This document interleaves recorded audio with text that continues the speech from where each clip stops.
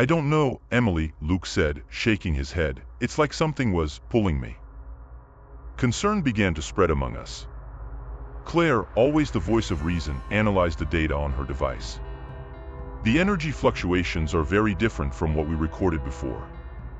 It's as if the planet is reacting to him. We can't ignore this. Reacting? What do you mean by that? My voice came out louder than I intended. I don't know. But if something is affecting Luke, it might be affecting all of us, Claire responded, her eyes gleaming with a mix of fear and determination. The tension between us was growing. That night, we gathered to discuss what to do. The mist surrounding us seemed denser, almost alive. We need to understand what's happening here, I said, trying to stay calm. If Luke is changing, it could mean all of us are at risk. And what if the change is good? Luke intervened, his voice now soft and almost hypnotic. The planet might have something to offer us. Something we'd never understand otherwise. Luke, that doesn't make any sense. You can't be serious, I responded, feeling frustration rise. Emily, you don't understand. Sometimes change is necessary to evolve. Look at what this place could teach us, he insisted, his gaze distant. What was happening to him? Doubt started to creep into me as the mist grew heavier. As we tried to rest, the whispers began again. They were soft, almost like a song. I got up from my makeshift bed, unable to resist the call. I followed the sounds, which seemed to guide me. When I finally reached a circle of stones pulsating with a hypnotic light, my mind went blank. Then Pierre called out to me, breaking my moment of fascination. Emily, where are you going? I don't know, I responded, still absorbed by the beauty of the circle. It's like something wants me to be here. He approached, his expression a mix of curiosity and concern. We need to go back. We can't stay here. Something's not right. But as I looked at the stones, a sense of belonging enveloped me. It was as if the planet was whispering secrets only I could hear. The circle of stones pulsed under the faint light of the mist, and the air around us seemed to vibrate with an energy I could barely describe. I looked at the faces of the team, the tension was palpable. Emily, with her determined gaze, tried to explain what she had seen, but Luke's disbelief was evident. Emily, do you really think this is real? A bunch of stones emitting light? We're under stress. This could just be a hallucination. Luke exclaimed, his voice carrying a mistrust that only added to the pressure among us. Pierre, always pragmatic, crossed his arms and looked into the mist, then said, Look, it doesn't matter what this is. What matters is that we need to get out of here. This place isn't safe. Look at our equipment, everything is failing. We should leave now. But what if the circle is the key? Emily retorted, her voice firm. We need to understand what's happening. If something or someone is preventing us from leaving, maybe we should find out why. Claire, who had been silent until then, looked at the device in her hand, her eyes wide. Analyzing the data, I can confirm that the atmosphere is interfering with the ship. It's not just a technical malfunction, it's like something has manipulated our systems. Frustration built up inside me. And what if the solution is here? What if this place is trying to communicate something to us? We can't just give up, not now. The whispers grew louder, seeming to float in the mist. It was as if the planet was responding to our desperation. Listen! Pierre shouted, his face pale.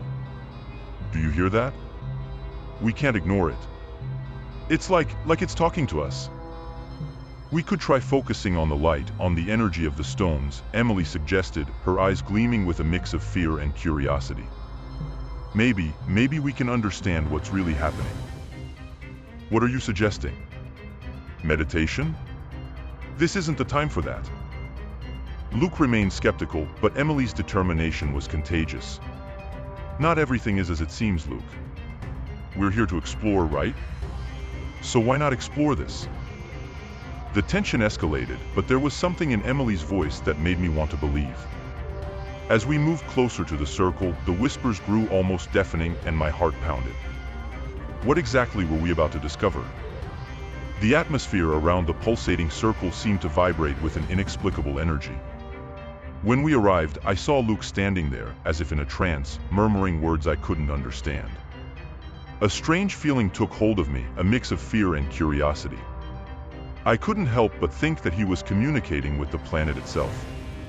"Luke, what are you doing?" I asked, trying to get closer to him. He didn't respond. His expression was distant, as if he were in another world. Pierre, standing beside me, frowned. "We need to get him out of there. This isn't normal." As soon as Pierre tried to pull him away, a wave of energy emanated from the circle, and I was thrown backward. The impact was brutal. The dense fog seemed to envelop me, and everything spun in a swirl of colors. When I finally managed to open my eyes, I saw Claire lying unconscious. Panic gripped me. "Claire! Claire!" I screamed, running toward her. Pierre joined me, trying to shake her awake. "Wake up, Claire. We need to get out of here." After what felt like an eternity, Claire began to move, her eyes slowly opening. What happened? What did I miss? Her voice was weak, but there was a determination in her gaze. "You passed out. What did you see?" I asked anxiously. Claire took a deep breath, her expression quickly shifting from confusion to clarity. I saw something. An ancient civilization. Stellar isn't just a planet. It's an entity, an intelligence that absorbs the consciousness of anyone who steps here. That explains Luke's change, she said, the urgency in her voice growing. "We need to do something before it's too late." Pierre intervened, now more alarmed. "If Luke is being controlled, we can't let him stay near that circle." But before we could act, Luke began to speak again, his words echoing in the fog. "Emily, you need to understand. This place, it showed me what we are.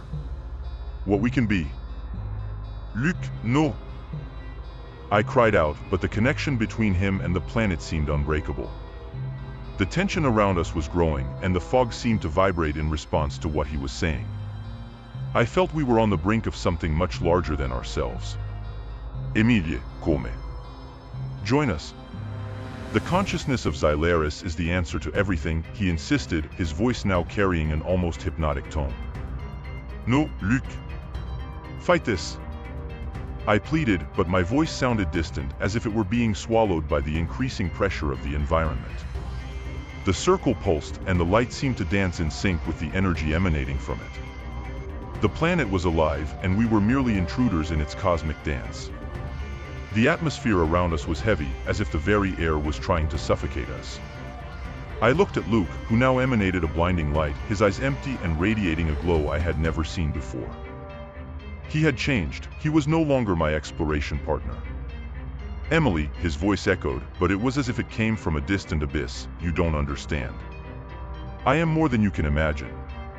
Join me and discover the truth." A chill ran down my spine as I heard his words. "Luke, are you still in there? Fight this!" I shouted, trying to reach whatever essence of him might still remain. "You don't have to become a mere extension of this place. You're human." He smiled, but it was a smile devoid of any emotion I recognized.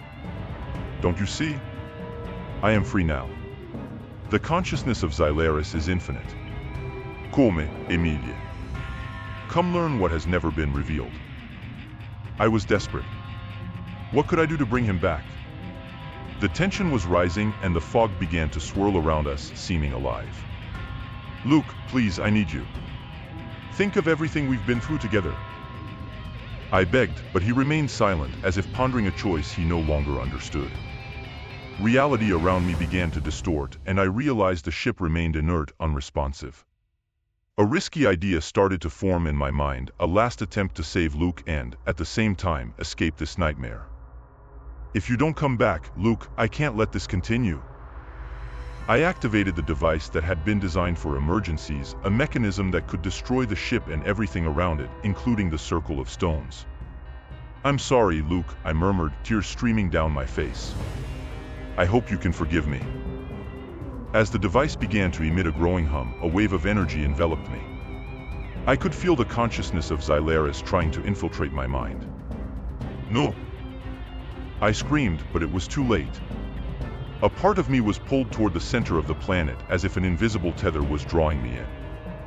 The last thing I saw was Luke, his luminous form distorting and a mix of fear and acceptance in his eyes.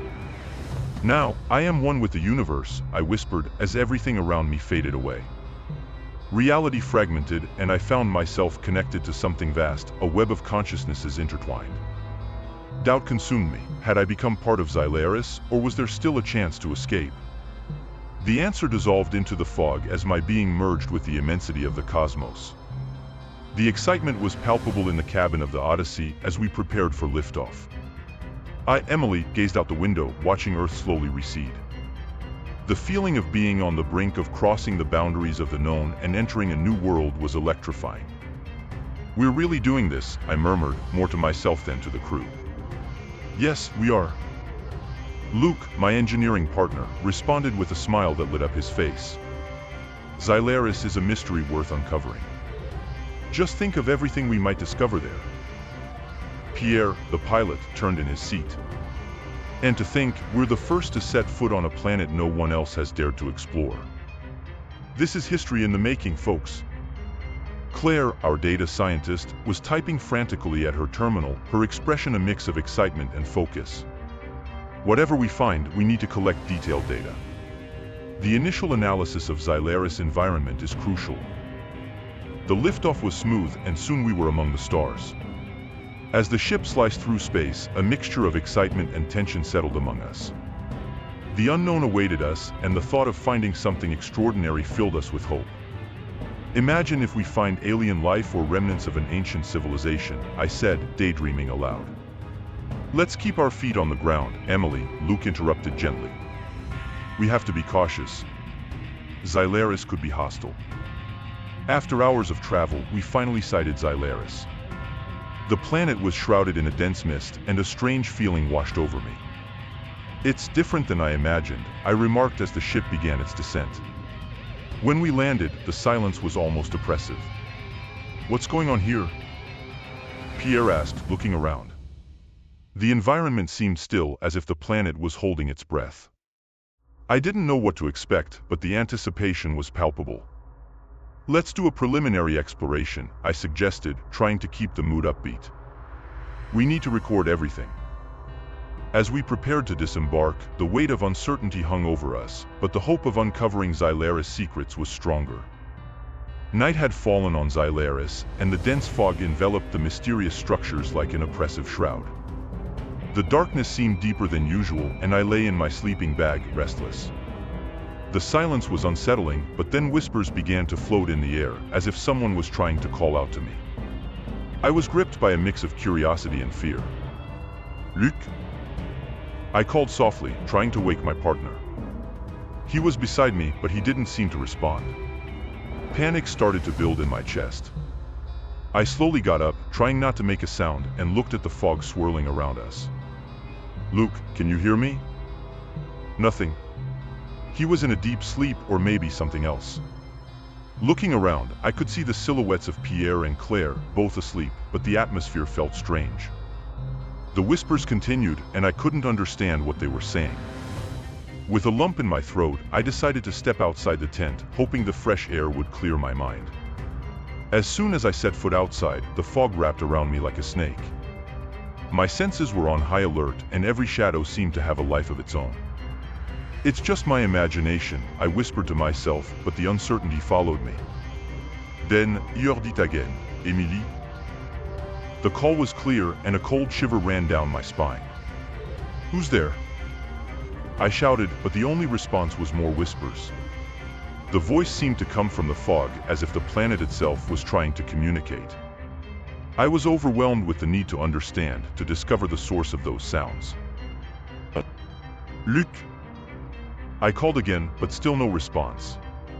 Part of me wanted to go back and shake Luke awake, but curiosity held me back. At dawn, the dim light began to filter through the fog. I looked at the tent, and a weight settled in my heart when I realized Luke wasn't there. "This can't be," I muttered, feeling the adrenaline surge. "He must have gone out to investigate." I hurried to where Pierre and Claire were, waking them up urgently. "Pierre! Claire! Luke is missing!" I exclaimed, my voice trembling. Pierre quickly got up, his expression of concern turning to panic. What do you mean he's missing? He was here all night. I don't know. I heard whispers, and when I went to check, he was gone. Claire, still groggy, frowned. Maybe he just went out to explore. Let's not panic yet. But the tension was palpable and the uncertainty consumed us. As we searched, Pierre began describing strange visions. It's like I'm seeing things that shouldn't be there, faces, shadows, he whispered, his eyes wide. We need to find Luke, and fast. Something isn't right. The sun finally began to rise, but the fog seemed thicker than before, as if trying to keep us at bay.